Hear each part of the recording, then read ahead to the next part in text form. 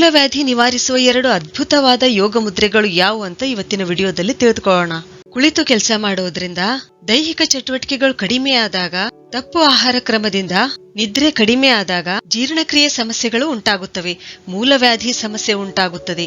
ಈ ಸಮಸ್ಯೆ ಬಹಳಷ್ಟು ಜನರಿಗೆ ಕಾಡ್ತಾ ಇದೆ. ಅತ್ಯಂತ ಸರಳ ಯೋಗ ಮುದ್ರೆಗಳಿಂದ ನಾವು ಮೂಲವ್ಯಾಧಿ ಸಮಸ್ಯೆಯನ್ನು ನಿವಾರಿಸಬಹುದು.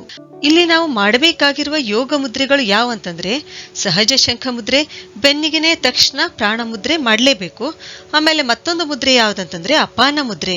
ಇದಾದ ತಕ್ಷಣ ಮತ್ತೆ ಪುನಃ ಪ್ರಾಣ ಮುದ್ರೆ ಮಾಡಲೇಬೇಕು. ಸಹಜ ಶಂಖ ಮುದ್ರೆ ಹೇಗ್ ಮಾಡ್ಬೇಕಂದ್ರೆ, 2 ಕೈಗಳ ಬೆರಳನ್ನು ಒಂದಕ್ಕೊಂದು ಸೇರಿಸಬೇಕು.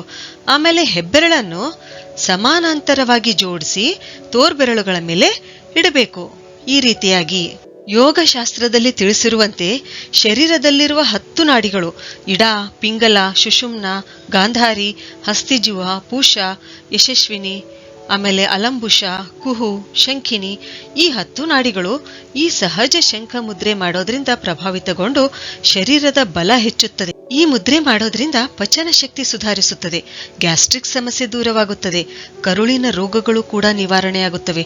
ಹೀಗೆ ಇದರಿಂದ ಮೂಲವ್ಯಾಧಿ ಕೂಡ ಏನಂತಂದ್ರೆ ಗುಣವಾಗುತ್ತದೆ. ಈ ಮುದ್ರೆಯನ್ನು 45 ನಿಮಿಷ ಒಂದೇ ಸಲ ಮಾಡಬಹುದು, ಇಲ್ಲ 15 ನಿಮಿಷದಂತೆ ದಿನಕ್ಕೆ 3 ಸಲ ಮಾಡಬಹುದು. ಈ ಮುದ್ರೆ ಮಾಡಿದ ತಕ್ಷಣ ಬೆನ್ನಿಗೆನೆ ಪ್ರಾಣ ಮುದ್ರೆ 5 ರಿಂದ 10 ನಿಮಿಷ ಮಾಡಬೇಕು. ಮೂಲವ್ಯಾಧಿ ನಿವಾರಿಸಲು ಇನ್ನೊಂದು ಅದ್ಭುತವಾದ ಯೋಗ ಮುದ್ರೆ ಅಪಾನ ಮುದ್ರೆ. ಇಲ್ಲೇನಾಗುತ್ತೆ, ಅಗ್ನಿ ತತ್ವದ ಹೆಬ್ಬೆರಳಿನ ತುದಿಗೆ ಆಕಾಶ ತತ್ವದ ಮಧ್ಯದ ಬೆರಳಿನ ತುದಿ ಮತ್ತು ಪೃಥ್ವಿ ತತ್ವದ ಉಂಗುರು ಬೆರಳಿನ ತುದಿ ಜೋಡಿಸಬೇಕು. ಹೀಗ್ ಮಾಡಿದಾಗ ಏನಾಗುತ್ತೆ, ಇದು ಅಪಾನ ಮುದ್ರೆ ಆಗುತ್ತೆ. ಅಪಾನ ಮುದ್ರೆಯಿಂದ ಜೀರ್ಣಾಂಗ ವ್ಯೂಹ ಬಲಗೊಳ್ಳುತ್ತದೆ, ವಿಸರ್ಜನಾಂಗ ವ್ಯೂಹ ಸರಿಯಾಗಿ ನಡೆಯುವಂತೆ ಮಾಡುತ್ತೆ. ಆದ್ರಿಂದಲೇ ಮೂಲವ್ಯಾಧಿ ಏನಾಗುತ್ತೆ, ಈ ಮುದ್ರೆ ಮಾಡೋದ್ರಿಂದ ಕಡಿಮೆ ಆಗುತ್ತೆ. ಈ ಮುದ್ರೆಯನ್ನು ಕೂಡ ನಾವು 45 ನಿಮಿಷ ಮಾಡಬೇಕು, ಅಥವಾ ದಿನದಲ್ಲಿ 3 ಸಲ 15 ನಿಮಿಷದಂತೆ ಮಾಡಬಹುದು. ಇದ್ರ ಮಾಡಿದ ತಕ್ಷಣನೇ ಬೆನ್ನಿಗೆ ಏನ್ ಮಾಡಬೇಕು, 5 ರಿಂದ 10 ನಿಮಿಷ ಪ್ರಾಣ ಮುದ್ರೆ ಮಾಡಲೇಬೇಕು.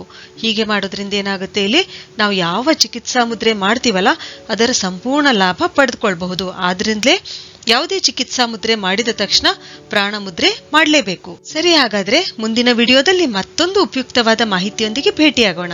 ಧನ್ಯವಾದಗಳು.